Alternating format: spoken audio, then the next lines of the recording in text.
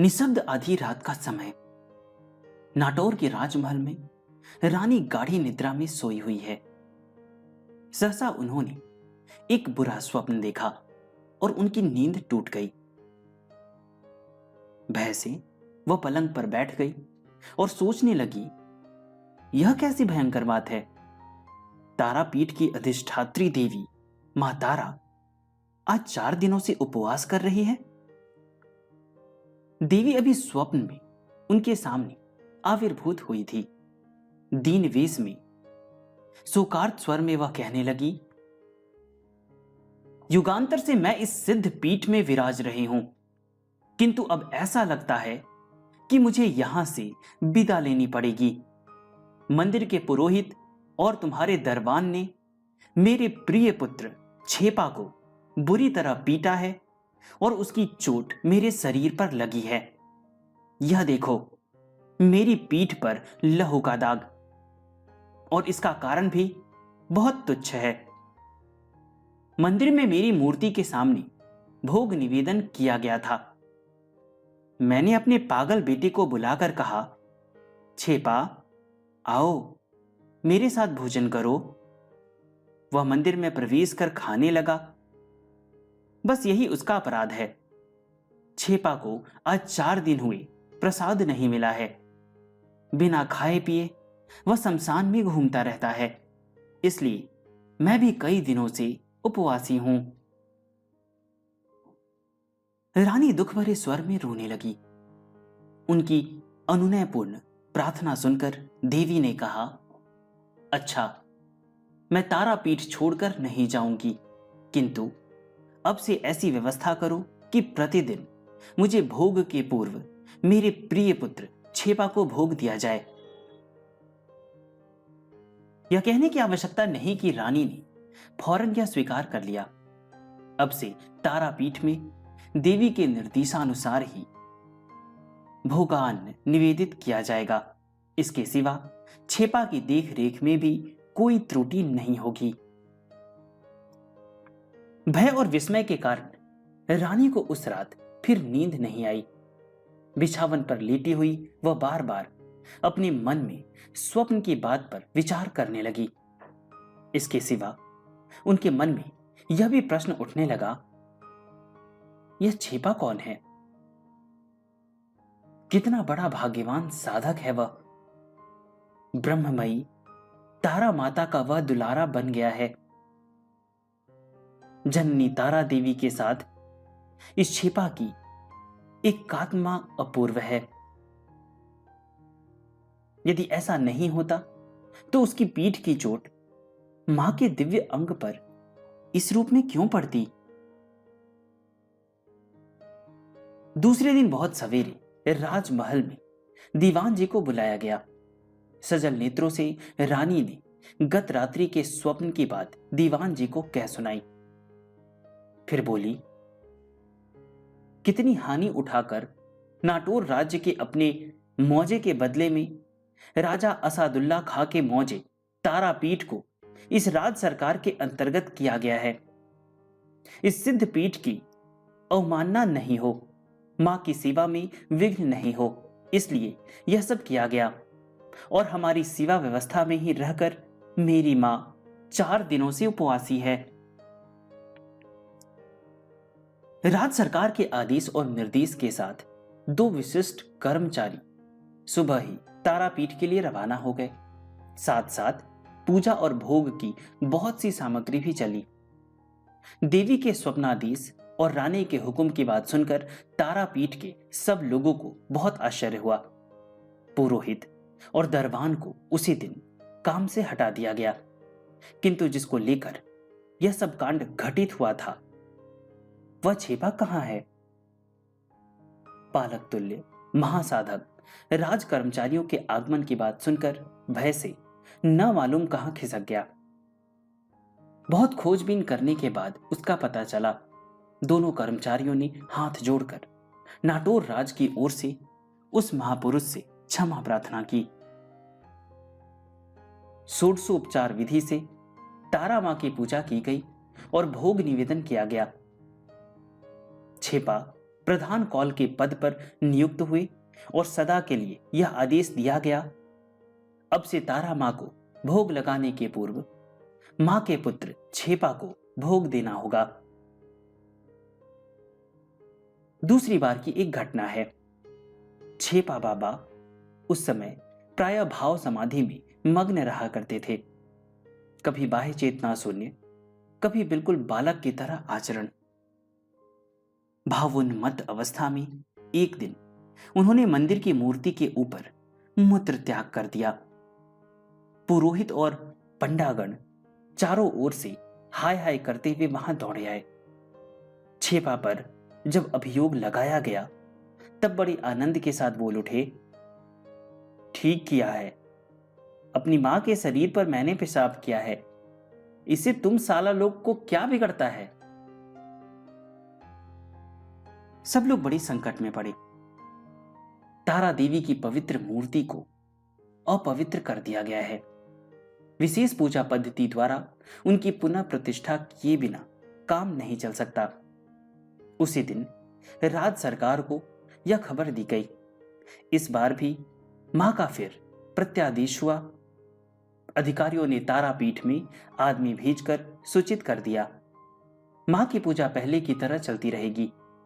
छेपा बाबा स्वेच्छाचारी स्वतंत्र पुरुष हैं, मां का दुलारा पुत्र। उनके किसी भी कार्य में दोष ढूंढने की आवश्यकता नहीं। देव मूर्ति को अपवित्र करने का प्रश्न ही नहीं उठता।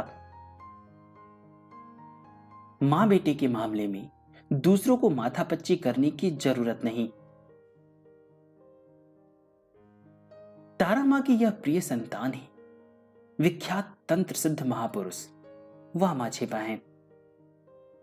19वीं शताब्दी के बंगाल में शक्ति साधना की एक अग्नि शिखा के रूप में छेपा का महाजीवन प्रज्वलित हुआ था और उसके दिव्य आलोक से बहुत से भाग्यवान साधकों के जीवन उद्भासित हो उठे थे।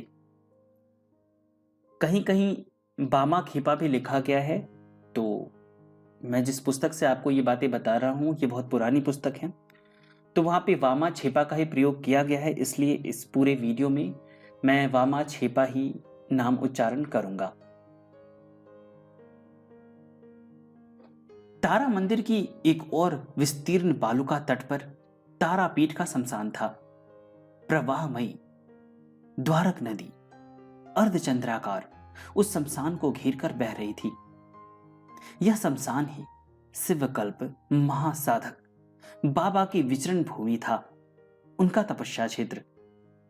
इस पट भूमि में ही तारापीठ का और महाकौल का वास्तविक रूप प्रस्फुटित हुआ था। द्वारक नदी के तट पर अमावस्या की रात घनीभूत हो रही थी। घना अंधकार की छाती चीरकर बीच बीच में सियार और गिद्धों की कर्कश आवाज सुनाई पड़ती थी। चिता धूम और मुर्दा जलने की गंध चारों ओर फैल रही थी।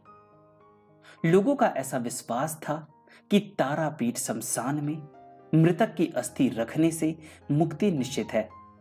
इसलिए शमशान में जैसी की प्रथा थी, शव को प्रायः अर्धदग्ध अवस्था में चिता पर छोड़ दिया जाता था। उसके बचे खुचे अंश को चीर फाड़ कर सियार, गिद्ध और कुत्ते अपना आहार बनाते थे। अर्धदग्ध सड़े गले शव के अंश और कंकाल इधर उधर बिखरे पड़े रहते थे। इन्हीं के बीच सिमल वृक्ष के नीचे वशिष्ठ देव के पंचमुंडी आसन से सटकर वामा छेपा सोए रहते थे, इस शक्तिपीठ के जागृत भैरव के रूप में। छेपा बिल्कुल दिगंबर थे। लंबे कृष्णवर्ण शरीर में भीम भैरव कांति फूट रही थी। मदिरा और गांजा सेवन के फलस्वरूप दोनों बड़ी बड़ी आंखें जवा पुष्प की तरह लाल रहती थी। किंतु जिज्ञासु साधकों की दृष्टि में छिपा नहीं था कि इस भीमकांति शरीर के अंदर से एक आत्म भोला दिव्य शिशु झांक रहा है, जिसके नैनों में स्वर्गीय आनंद की द्युति है। छेपा बाबा के शरीर से सटकर खेलते रहते थे उनके प्रिय सहचर स्वानदल, जिनके नाम थे केलो, भूलो, लाली और श्वेत फुली। शमशान में परित्यक्त खाद्य को लेकर ये चीखते और दौड़ धूप करते रहते थे। मृतक की हड्डी और मांस के भी ये कम लोभी नहीं थे। खींचतान में कभी कभी छेपा के आसन के पास भी हड्डी और मांस के एक दो टुकड़े छिटक कर आ जाते थे। महापुरुष कभी लाड प्यार कर उन कुत्तों को अपनी गोद में बैठाते और कभी उन्हें दूर हटा देते। ये कुत्ते कभी कभी बिगड़कर छेपा के शरीर को काट खाने से भी बाज नहीं आते। अब उनके शरीर से बहुत रक्तपात होने लगता, तभी उन कुत्तों को डांटते हुए वह कहते, साले, देखता हूं तुम बहुत बढ़ते जा रहे हो। भक्त और दर्शनार्थी आसपास में खड़े हैं। इस पिशाच बालक तुल्य ब्रह्मज्ञ महापुरुष की ओर जब उनकी दृष्टि जाती है, उनके आश्चर्य की सीमा नहीं रहती। किसी के प्रति प्रसन्न होने पर छेपा उससे कहने लगते, रे साला, कुछ माल ताल लाया है तो बाहर निकाल। मदिरा या गांजा कुछ मिल जाने पर उन्हें बेहद खुशी होती थी, किंतु इस मनमौजी महापुरुष का सब कुछ दुर्जय था। उसी समय यदि कोई अन्य व्यक्ति मद्य या गांजा भेंट देने के लिए तैयार होता तो वह उसे बिना कारण गालियां देकर भगा देने से भी बाज नहीं आते। तारा मंदिर की आरती समाप्त हो जाती। मंदिर का पुजारी छेपा बाबा के लिए शमशान के बालू पर पत्ते में भोग प्रसाद रख जाता। बाबा के भोजन के संगी थे उनके प्रिय सहचर स्वान दल। एक ओर ये स्वान छींट छाट कर खा रहे हैं, दूसरी ओर महामानव छेपा भी उनके साथ सा आनंद भोजन कर रहे हैं।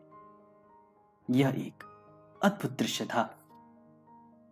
शव, शिव और स्वान से घिरे हुए शमशानचारी छेपा बाबा के महाजीवन में अनेक विपरीत भावों का समावेश देखा जाता था।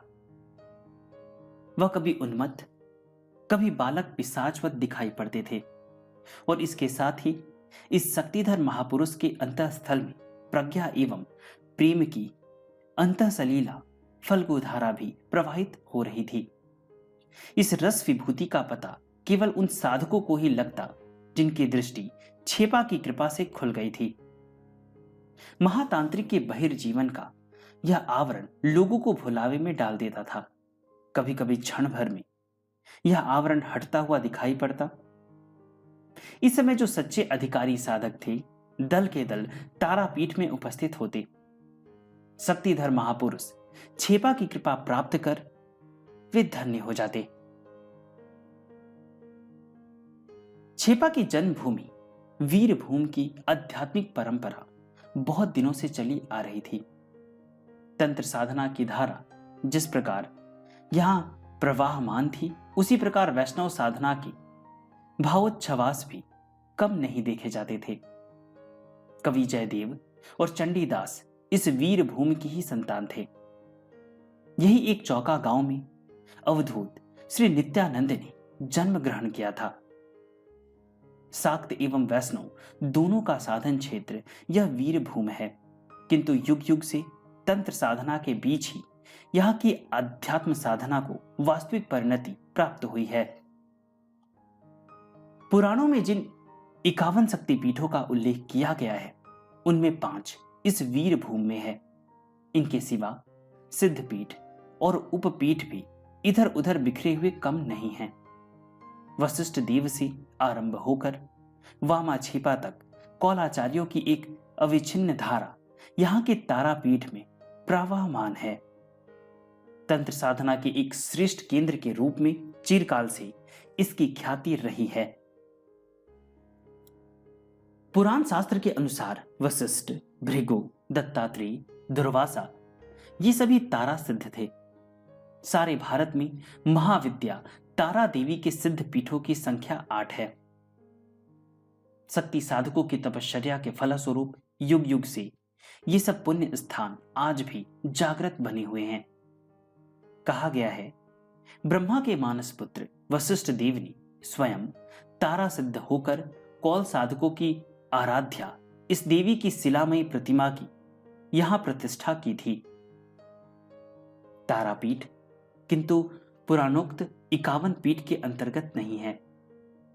सिद्ध पीठ रूप में ही इसकी गणना की जाती है। कौल वरिष्ठ वशिष्ठ देव ने इसकी प्राण प्रतिष्ठा की थी। इसके बाद से तारापीठ के शमशान में युग परंपरा से न मालूम कितने समर्थ शक्ति साधक दल उपस्थित हुए। इनमें कितनों ही को लोग आज प्रायः भूल बैठे हैं, किंतु आज भी कौल साधना की अंतःसलीला धारा इस तप क्षेत्र में प्रवाहित हो रही है। लगभग 200 वर्ष पूर्व की बात है। उस समय तारापीठ में विसिछेपा नामक एक महान शक्ति साधक का आविर्भाव हुआ था। इसके बाद कौलाचार्य आनंदनाथ आए।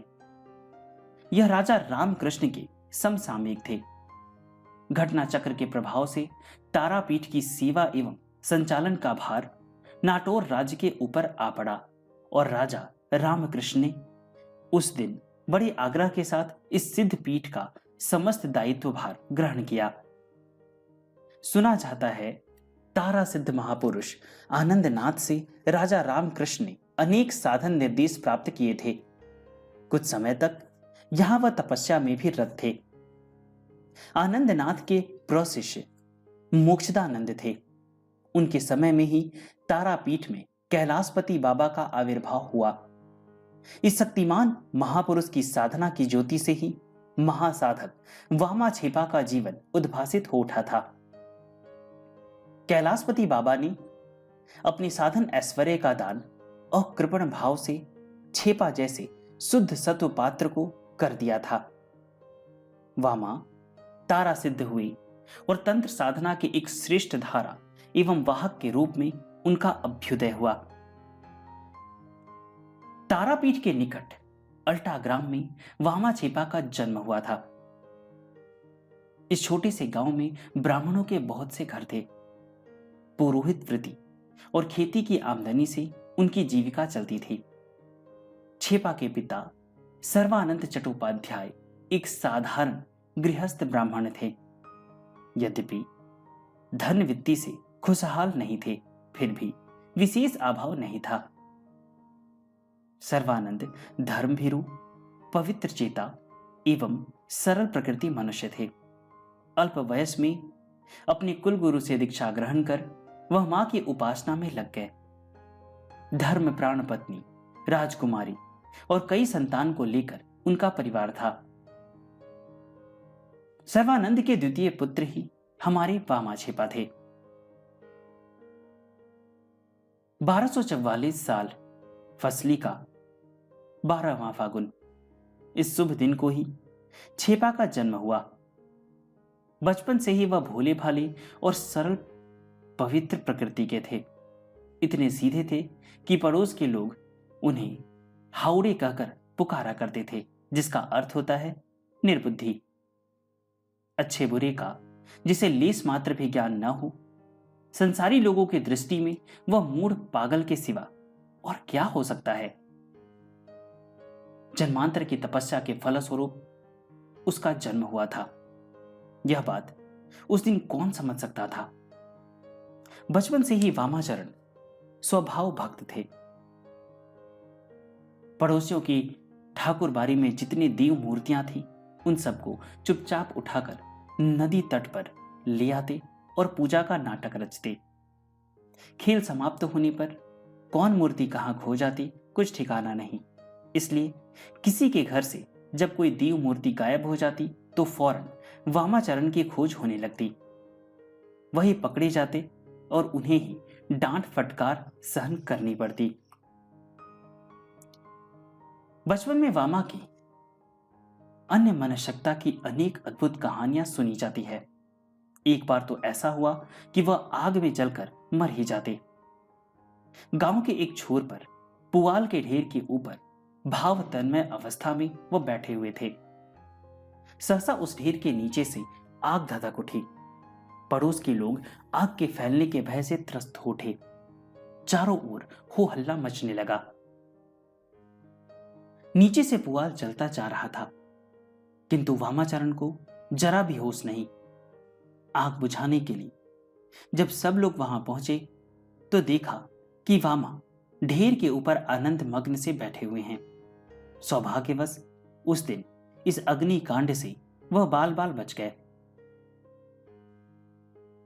पाठशाला में पाठ्यक्रम समाप्त हो जाने पर उच्चतर विद्यालय में प्रवेश करने का सुयोग उन्हें प्राप्त नहीं हुआ। कारण था अर्थाभाव। पिता सर्वानंद की गृहस्थी अब बढ़ चली थी, अभाव भी बढ़ गए थे। अर्थोपार्जन के लिए उन्होंने एक नया उपाय ढूंढ निकाला। संगीत विद्या पर उनका अच्छा अधिकार था। मधुर गान गाने के साथ साथ बिहाला बजाने में भी निपुण थे। उनके दो पुत्र वामा और राम को संगीत का अच्छा अभ्यास था। उनको लेकर सर्वानंद ने कृष्ण यात्रा दल का गठन किया। वामाचरण कभी राम कभी कृष्ण का अभिनय किया करते थे। देवता का वेश धारण कर वह रामायण, कृष्ण कीर्तन और चंडी की कथा का गान करते थे। इस प्रकार अभिनय करते हुए स्वभाव भक्त वामा में आनंदावेश जागृत होता। भाव तन्मय बालक किसी किसी दिन अपने बाह्य ज्ञान को खो बैठता। विद्यालय में पढ़ने का सुयोग नहीं मिला। ग्रंथ पाठ का अभ्यास भी कम ही था, किंतु अभिनय करके और अभिनय देखकर क्रमशः वामा, व्यास, वाल्मीकि और पुराण की बहुत सी कथाएं अच्छी तरह जान गए थे। काशीराम, कृतिवास का काव्य, पांचाली आदि के पाठ से उनका दृष्टिकोण स्वच्छ बन गया था। कवि कंकण, राम प्रसाद और कमलाकांत के संगीत की झनकार से बालक का हृदय भर उठा था। बाद में चलकर इन सब संगीत और लीला आख्यानों का छेपा अपने भक्तों के समीप सरस वर्णन किया करते थे।